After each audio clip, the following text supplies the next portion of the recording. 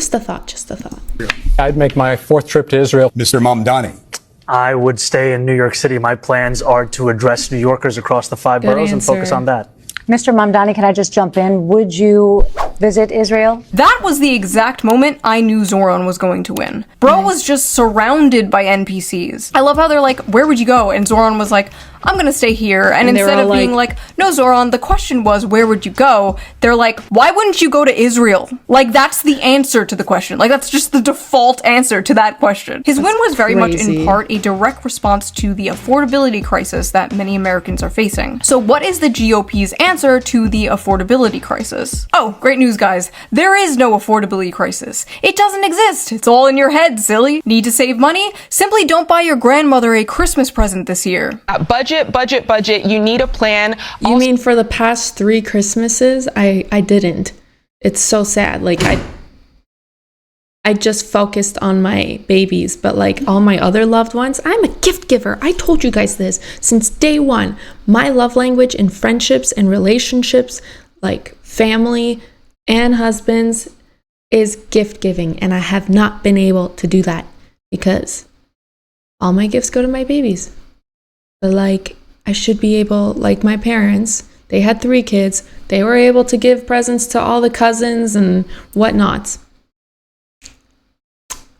So remember, adults don't need gifts, okay? Focus on the people in your life who are age 3 to 18. Grandma doesn't need slippers. If they don't live by you, don't get them a gift. Now's not the time to spend and break the bank. Zoran's win was also, I mean, yeah, I get it, consumerism, but that's not her message.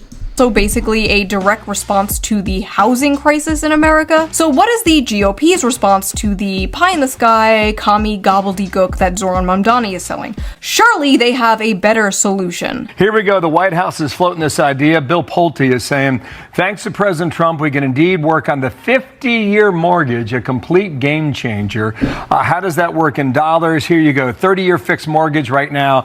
You're paying $2,038 a month, principal and interest on a $400,000 home. At the bottom, under 50 years, you'd save a couple $100 a month at $1,822 principal and interest. That is proposed. Do you like this idea? I do not like this idea. Not lowering prices, not building more housing. No, just being a good little slave to the bank for 50 years. You might as well be a rentoid forever in this case. Like, at least you don't have to fix your own dishwasher. You will own nothing and be happy. Doesn't that sound great, Gen Z? Vote for us. We'll release the Epstein files and finally drain the swamp. Awesome. Finally, justice. Here it comes, the Epstein files phase 1. We got all your favorite E-celebs here. Don't you think that's a little tacky? I mean, like, this is an international child trap. The Epstein files are on my desk. Oh, that's great. That's great. That's what we've been waiting for.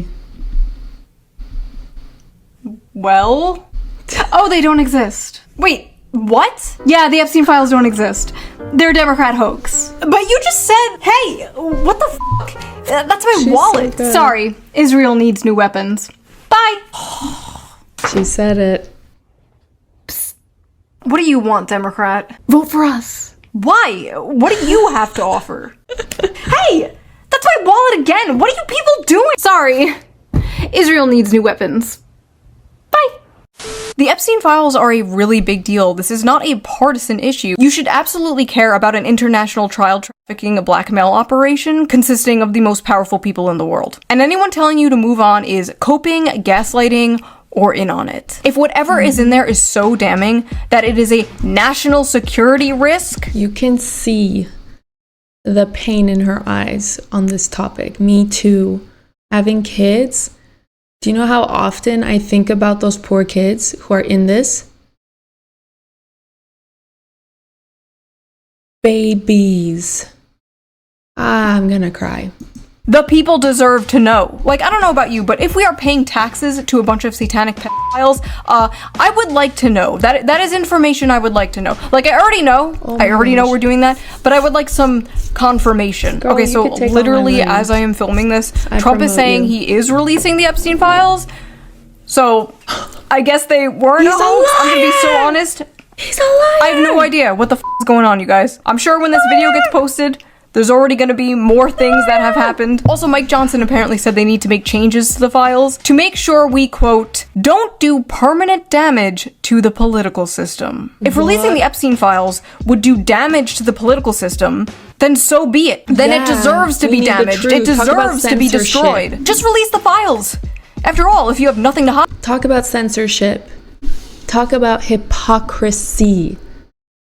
So you guys were running on freedom of speech, freedom, no censorship. I'm talking about you guys, Republicans. And now you're doing exactly what the Democrats were doing. Censoring. Because it doesn't fit with your lobby. You have nothing to fear. Isn't that right, government? But it wasn't just the Epstein files thing that has MAGA feeling a little demoralized lately. Does that mean the H-1B visa thing will not be a big priority for your administration? Because if you want to raise wages for American workers, you can't flood the country with tens of thousands or hundreds of thousands of foreign workers. This is gonna burn my ears. This is like at least he says it, and it's like, okay, you're a dick. My prime minister is just kind of keeping us in the dark, and then we're finding out. And like, at least he's, you know, that guy that's breaking up with you and literally tells you why. And you can grow from there. Do have to bring in talent. When we have plenty of talented people no, here. You don't. No, you don't. We don't have talented people here? No, you don't have. You don't have certain talents, and people have to learn. We've talked about this a few times on this channel, actually very recently in the male loser epidemic video. The no talented Americans thing is a myth pushed on us by corpos and billionaires, so they can hire foreign workers who will work for less money and won't unionize. Worker drones who will work under the coercion of deportation, essentially creating infinite scab labor. Even though there are so many Americans in these fields looking for jobs. But those spoiled Americans will ask for a living wage so they can live in a 600-foot square apartment. How dare they? We can't do that. So import 1 billion immigrants. After all, it's good for business. Folks are not thrilled about this idea of hundreds of thousands of foreign students in the United States. If we were to cut that in half, which perhaps... They're going to take all the university spots that rightfully Americans should be taking. Like, that's scary. Make some people happy. You would have half the colleges. I'm moving to America. And I really hope, like, people are booing Trump when they see him. So I really hope he's hearing this, because yeah, they are. It's so funny. The second all this Epstein stuff started happening, I told myself, like, it seems like, because like even he's still throwing like gay parties in his Trump towers and whatever. I'm like, I think like I'm going more far right. Like, the more people jump onto the right from the left, it pushes me, a Roman Catholic conservative from like Polish immigrant parents, further right. Like, further right. Or just out of this mess. Because this is horrible.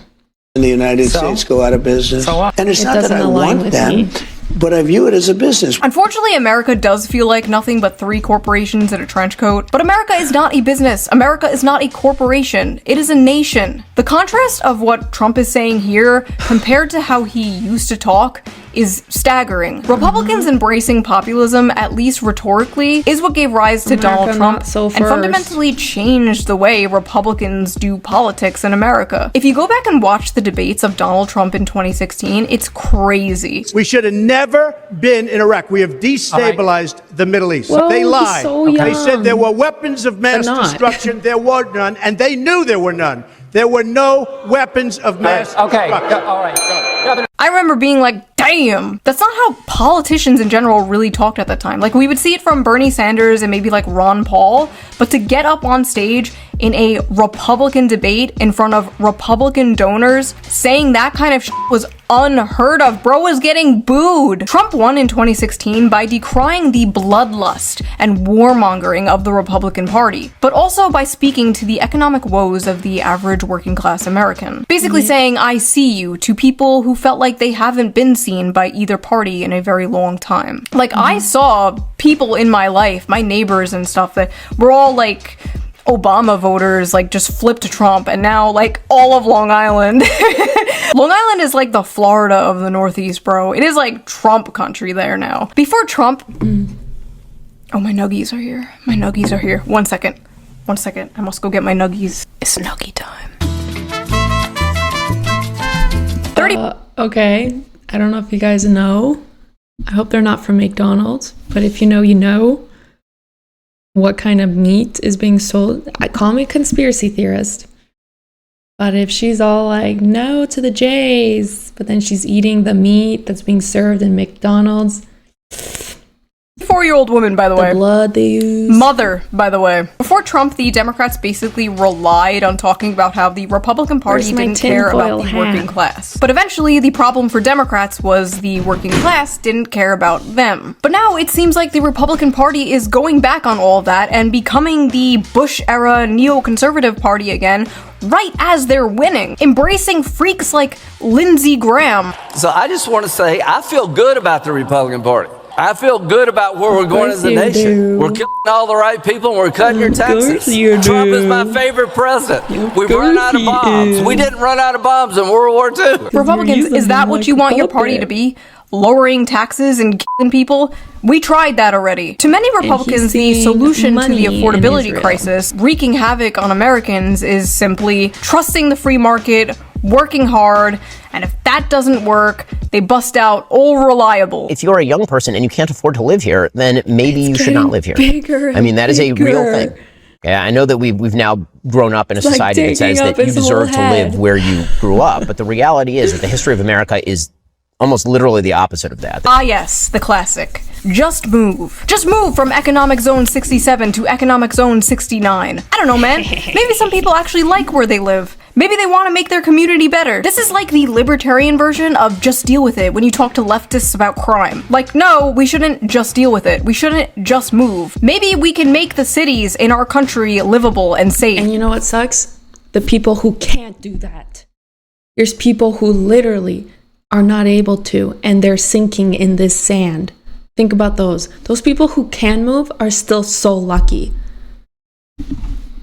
Maybe better things are possible, actually. My husband and I moved away from our families because of his job, and it f***ing sucks. It sucks raising kids without an extended family around. Say hi to grandma on FaceTime. Not normal, not natural. When I was growing up, it was like aunts and uncles and cousins and grandparents were just coming in and out of my house, like bringing over food, like, hey, I got some mancati. I would be babysat by my cousins and my aunts. And because we moved away, my kid won't have that. And I wouldn't be surprised if that's one reason men... But I do have to intervene.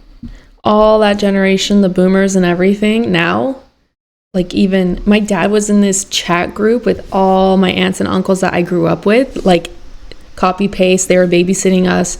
Like we'd go to fam jams and like we would, all the kids play in the rest of the house and our parents would hang out in the basement, like dancing to disco polo and like getting drunk and trying weed for the first time. That did happen one time. It was pretty freaking weird. Not my parents, but like other people's parents. My cousin brought it for her parents to try with other parents. It was weird. Yeah, they were in this chat group that they created because a lot of the time they were doing lottery together. Like someone was buying tickets for all of them. I don't know how it works. So they called their chat group the Millionaires Club. The Millionaires Club. And now they're just virtual. Like everything, no more Sunday get-togethers after church. Everyone's just going to their separate lives. And then they're just chatting each other. And it's why my dad was able to move out here to the West away from them, because he was like, it just fell apart. Like we're all just on our phones. And there's like even pictures, like inside jokes of them like sitting at a table and they're all on their phones. Someone took it. And I'm just like, I think it's just the phone. Like it doesn't necessarily have to be, but again, it could be the phone that's saving us from being so alone. Like me, I'm being saved by YouTube and watching this footage and getting comments from you guys. Like that's making me feel like I'm still socializing. But yeah, I feel like the economy, lifestyle, everything is pushing us to just stay home, and we can't afford to go anywhere and live our lives like normal human beings. Like the needs that we need, the basic human needs, we're not meeting them because we can't afford them. It's just so out of reach. So I think the phones are saving us in this situation, but also, is it creating it? Like, are we just becoming more like, oh, if I chat with them, it's good enough? Young people are putting off having children. The complete lack of community, the lack of a village. If you can't afford to live where your family lives, just move to fucking Gary. I keep seeing this whole like, oh, this is our village. Where's our village? I never expected a village. I'm sorry. I am a control freak over my baby's safety. Like, I can't imagine leaving my kids with anyone. No, not the same way my parents did it. Maybe because of the things we did as children, but there's no way. Like, I don't need to go out. I mean, I can't go out. Indiana, where there's nobody around and no jobs and no family and no friends, but hey, at least you can afford a house there. That's not how life should work, Ben. Maybe take a step back and try to understand. Am I doing bird hands too much? You guys have made me so insecure about the f***ing bird hands thing ever since this meme. Listen, I'm a woman, okay? We are programmed to scold children. And when no children are around, I don't do this. We scold people on the internet, okay? Anyway, Nick Fuentes is a far-right commentator and a controversial figure to say the least. But his main topic he covers is Israel, which is an extremely hot topic that many other right-wing commentators seem to not want to touch. And the rare times they do touch it, it's them telling you not to talk about it, questioning why you care so much, or shape-shifting into the woke mob they fought against for so many years, calling you names, calling for you to be censored. What's funny is they didn't care about any of Nick Fuentes' rants on like race or women. They only started caring when his rants on Israel were blowing up. Nick recently did an interview with Tucker Carlson, which completely ignited the MAGA civil war that was brewing on the right for some time now. It got so ridiculous that even Chuck Schumer went on the Senate floor and called for a One of you guys wanted me to react to it, but I had watched it already. And I said I wouldn't do any more politics on here because I'm getting shadow banned, but then I realized it's just because I'm swearing. But anyways, it looks like you guys don't care about it, so I'm just gonna keep doing Sidemen, which I enjoy, and I'm getting attached to them. I think I even dream about them. The vowel of Nick Fuentes. Sir, with all due respect, none. Why do politicians need a resolution in the Senate to disagree with a citizen? Hello, I have gathered you all here today to disavow Hitler Bussy 420.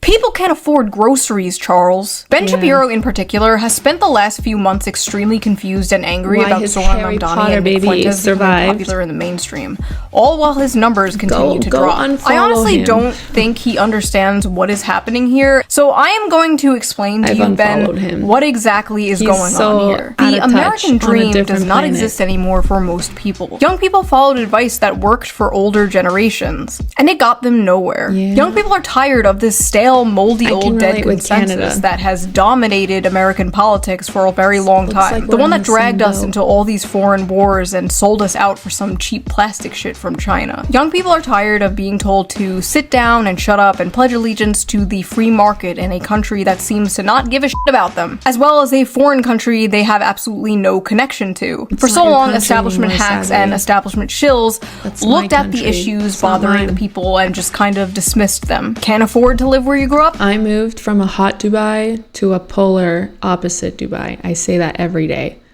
Like, I feel like in 2016, I flew to Dubai and I never flew back home. Like, I left home and it's gone. Gone. It's terrible what's happening in Canada right now. Just move. Don't like that the toothpaste is locked behind plexiglass? Just deal with it. Think it's kind of f***ed up how you work 40 hours a week and still can't afford to pay rent? What are you, some kind of communist? You don't like funding a genocide with your tax dollars? What are you, anti-Semitic? If you don't address the issues of the people will gravitate towards those who are addressing those issues. It's not Mamdani's fault he won. Guys, we need to protect this It's not girl. Nick Fuentes' fault he's popular.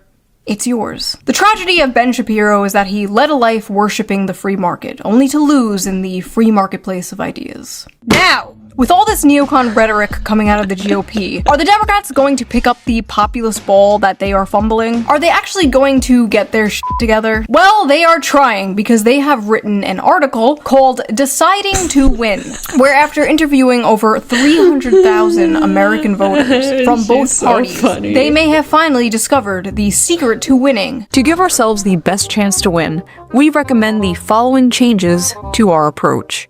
Democrats need to 1. Focus our messaging on an economic program centered on lowering costs, growing the economy, creating jobs, and expanding the social safety net. 2. Advocate for popular economic policies. Moderate our positions where our agenda is unpopular, including on issues like immigration, public safety, energy production, and some identity and cultural issues. So basically it took you guys 10 years, millions of dollars, and dozens of Microsoft team meetings to come to the conclusion that everyone has been saying forever. You wasted a decade worshipping at the altar of mentally ill Karens, and now you're acting like, hey, what if we were normal is a groundbreaking political discovery. Well, I want to see it to believe it. I could have told you all this for free. It is a bad sign that it took you over a decade to come to the same conclusion that my audience has come to like a decade ago.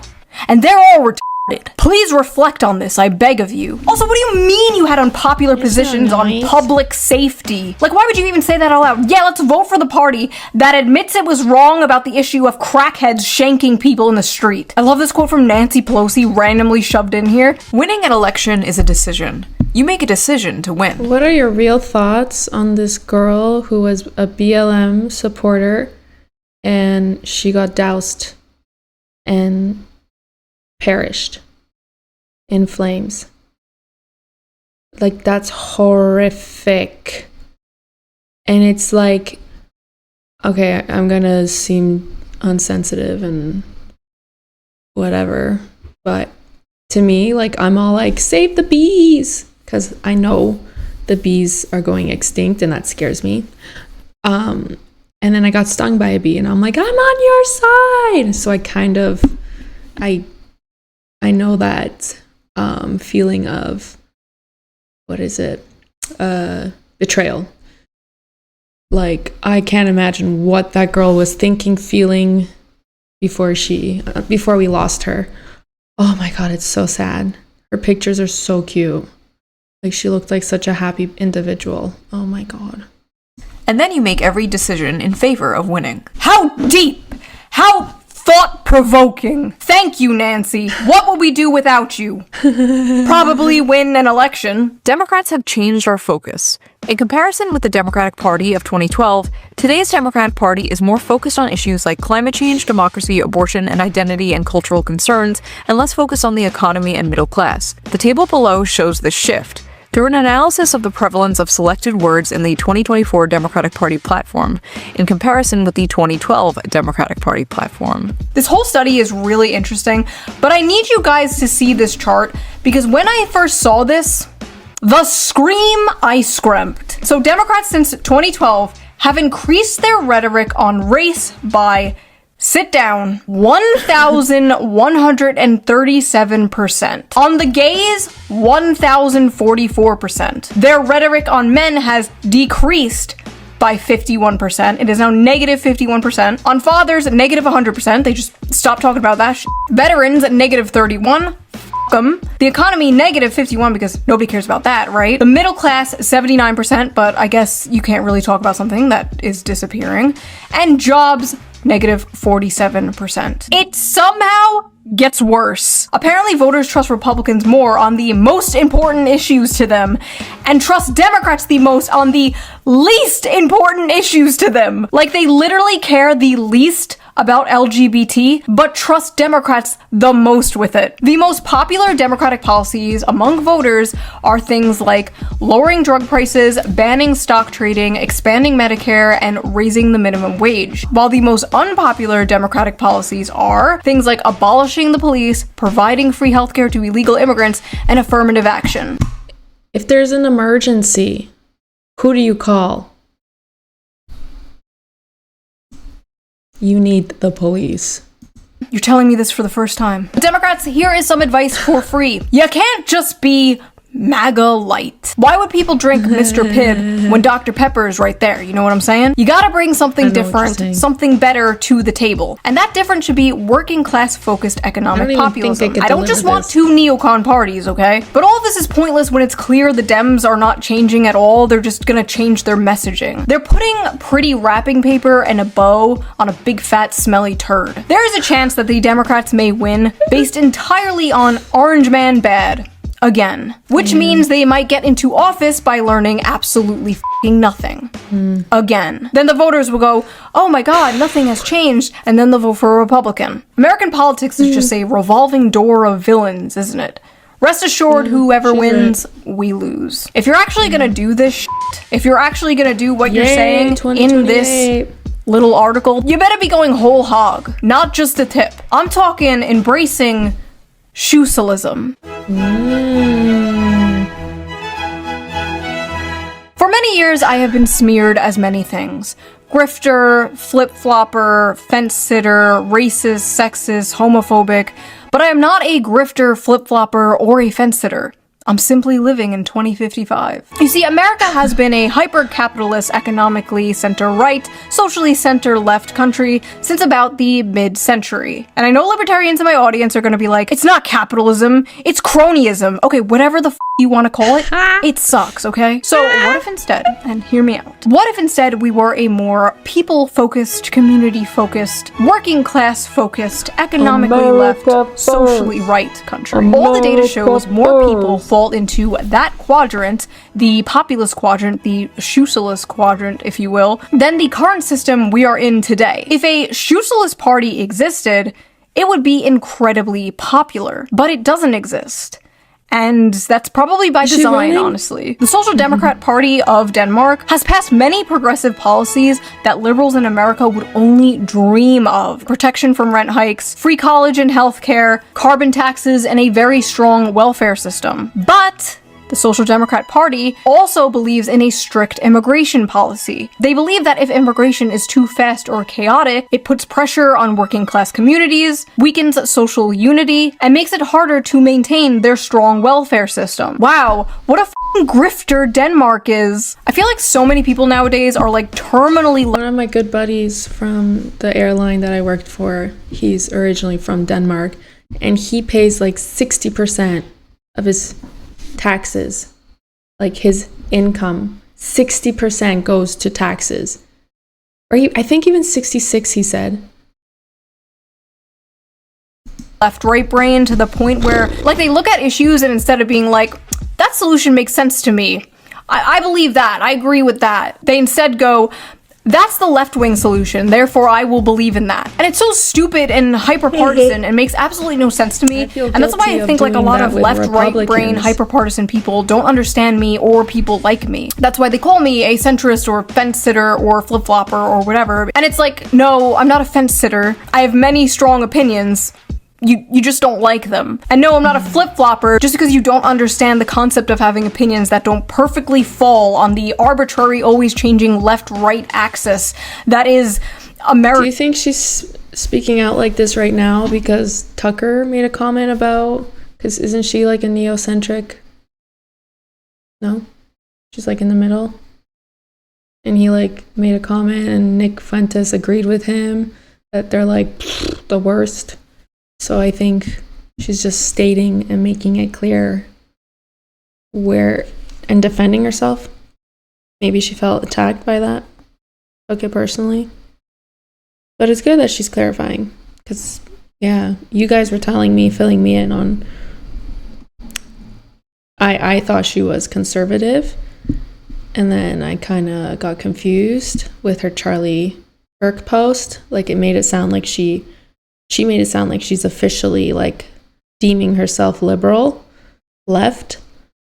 So yeah, you guys clarified it for me, and I guess she's confirming it. Freaking circus politics. There's nothing incoherent about my beliefs. But I agree with her. None of them contradict one another. Right now. I don't understand. She likes free healthcare but doesn't want to chemically castrate children? She believes in workers' rights but wants a stricter border? I don't get it. Like, where is the contradiction? I'm basically just Bernie Sanders before he got his spine surgically removed by the DNC. In conclusion, MAGA and the Republican Party embracing populism is what made them so popular in the first place. But if the Republican Party's answer to all these issues young people are having is, F you, just move, you're not talented, maybe you'll own a home when you're 70 years old, they're doomed. Like, they had a small, brief fling with— It's so crazy. When I was 24, and then I moved to Dubai, because I'm like, there's no way I'm going to move out of my parents otherwise. And I've been saying this, like, people are like, so why did you apply and move out here to Dubai? And I'm like, because literally I would probably live with my parents till I'm 70. And now it's even worse. It was bad circa 2015. And now it's unimaginable. Populism and ghosted it. I don't know how how people do it. Like a fat whore they're ashamed of and won't bring out on dates. Like, in my public. husband is saving As my I'm life. editing this, Trump and Mamdani had a meeting together, and it was very interesting. We were discussing when Bernie Sanders was out of the race, I picked up a lot of his votes, and people had no idea when he was put out of the So race. a lot of people pointed out that, like, in the Middle East, which is true, if you're like a leader, you would never be standing. You'd be the one sitting. People would be standing, catering around you. So this is like him feeling probably inferior, which he is. Come on, the president, as he should. I think quite unfairly, if you want to know the truth. Many of the Bernie Sanders voters voted for me, and I felt very comfortable, frankly, in seeing that and saying that. I would feel very, very comfortable being in New York, and I think much more so after the meeting. We agree on a lot more than I would have thought. I'm sorry, this is my new favorite problematic Yowie show.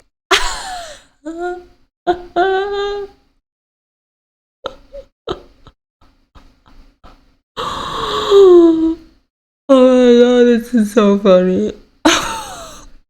They love each other. Maybe it's not over, folks. Maybe the power of friendship and populism will save us all. So cute. Listen, I want my kids to grow up in a safe and affordable world where they can get jobs, and they can start a family, and then they can have the same for their kids. And I feel like at the end of the day, that's what most people want, left and right. They just have different ideas. And Fuentes said it the best, like, if liberals are going to pretty much deliver everything that he's advocating, he'd be a liberal. Like, it's as simple as that. Screw the labels. Screw left, right. I mean, the top of that pyramid is anyways the same. But, yeah. It's just a matter of meeting those expectations, all the citizens of America, hopefully, like, majority. I really hope this, like, cuckoo nest of liberals is a fringe minority, as my Prime Minister Trudeau, ex-Prime Minister, quoted. On how to get there. It just so happens my ideas happen to be the correct ones, and if you disagree with them, you will be sent to the re-education camp. Do you want one? Do you want a nuggie? Pledge your allegiance to shoe-socialism, and you get a nuggie. So that was that little video. I think... I don't know. Don't shoot me. I think she's afraid she's losing us to Fuentes. Like, he's a big dog. I don't know. Now that she created shoeism, it kind of... I would never, like, I love SHOE0NHEAD. But, yeah, a lot of what she said is a lot of what Fuentes has said first. But she's funny about it. And I'm glad she's on board. And she's like, wake up, I've been saying this too. So now I know. If you liked it, please subscribe for more. And if you want to help support the channel, donate to my Patreon, link down below. All patrons get every single video uncensored a day early. If you can't or don't want to support me on Patreon, that's fine. I can't afford it. I don't care. I didn't want you to anyway. I think I'm right about this. I know she does this often, but I don't know, it was hitting different. Baka. Okay, I will see you guys soon with a fun slop video just in time for Christmas. Bye! All right, that was good. I like that she advocated on all this, and I said what I said. Stand by it. You haven't lost me, Shoe. I will join Shoeism if it can accept the groyper movement as well. Low IQ groyper here. Treading the water, shredding it like a puppy. Yeah, that was good. Can't wait for her next one. And I actually reacted to Sidemen earlier today, but I'm going to post this first and then start the Sidemen. Cool? So you're going to be a little confused because I'm going to be like, it's the week. No, the weekend's over.